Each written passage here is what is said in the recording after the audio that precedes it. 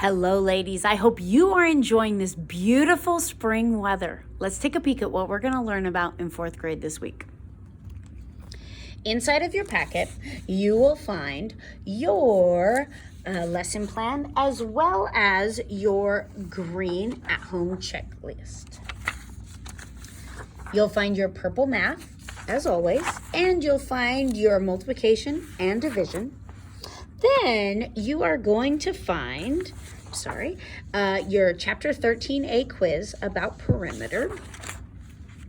Then you're going to find a playground project that we are working on. The first thing is you are going to be finding the perimeter that is needed for each one of these play structures to go onto a playground. For example, around the swings, you are going to need a perimeter of 20 feet by 40 feet. So it's a large rectangle. So you'll need to calculate the perimeter of that square, and that will be how much is needed for the swing set. For the monkey bars, you'll need a perimeter of 4 feet by 17 feet. So think about that rectangle and you'll find the perimeter. Then you'll be using 2 pieces of graph paper and putting them onto a large piece of construction paper where you will be able to design your playground. I'll put these both in here so you can see them. Design your playground using the specs from your playground design. For example, if you are looking to use that 4 square, notice that you need to have an 8 by 8 square. You might choose to put that over in the corner of your playground, but then you'll have to count out 8 feet by 8 feet and make that your 4 square court. I'll warn you, the swing set is the biggest one. It takes up the most amount of space. And we walked around our playground at school just to understand that as those swings come out, they swing out back and forth. And so we wanted to be able to keep people safe.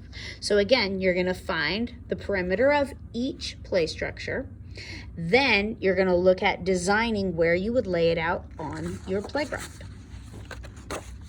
Some people chose to color it, and that looked really cool by the end as well. I'll put that over here. Then we are going to start working on area as well. You'll find your where worksheet and your handwriting for this week. Thank you again for doing your very best and taking your time on both of those. For heritage, you're going to be using your outline and you're going to be writing your 5 paragraphs about each one of your topics. For example, your very first one is about general facts. So you'll write a topic about your general facts.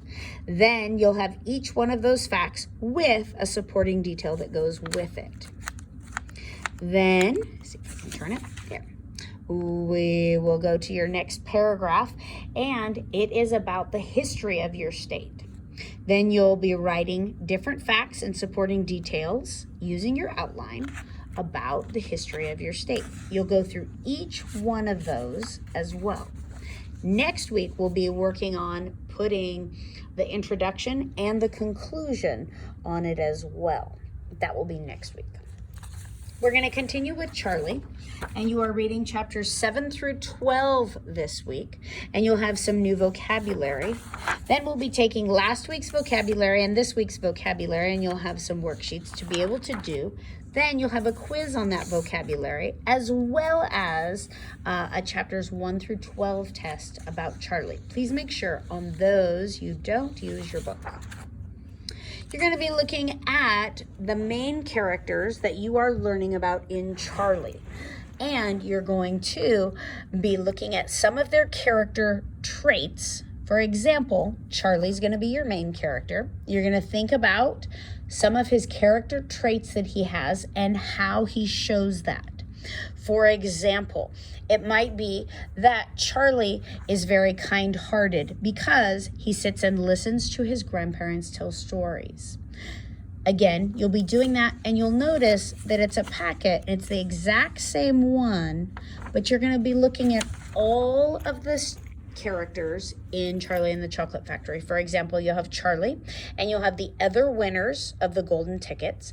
Then I let you choose, because you might want to do Grandpa Joe, you might want to do Mr. Wonka, that would be fine. But you'll have those 6 characters. And if you need a little help on some character traits, you're going to find a pink sheet and then a purple sheet that kind of give you some examples and some great words to look at some character traits as well.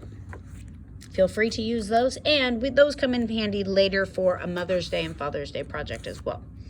You'll have your chapter quiz for Charlie. You'll be doing tic-tac-toe again this week. Don't forget, your spelling words would be on the back. Please be sure that you add 2 dictation sentences at the end. Then, when you do your oral reading fluency this week, you can use your book, and it's going to be looking at page 23. But then when that person is listening to you, they will be able to look at all the words that you read, and you'll do that 3 times, again, 1 minute each. And then they'll ask you some questions about what it is that you read. In your journal this week, you're just going to be pretending that you are a lucky finder of a golden ticket, and you're going to be describing how and when you found it, what kind of candy did you buy that you found it under, who did you tell. It's just fun to be part of that story. In science, you're going to continue working on your digestion packet, as well as reading some pages. I hope you ladies are doing well and have a wonderful, wonderful week. Bye.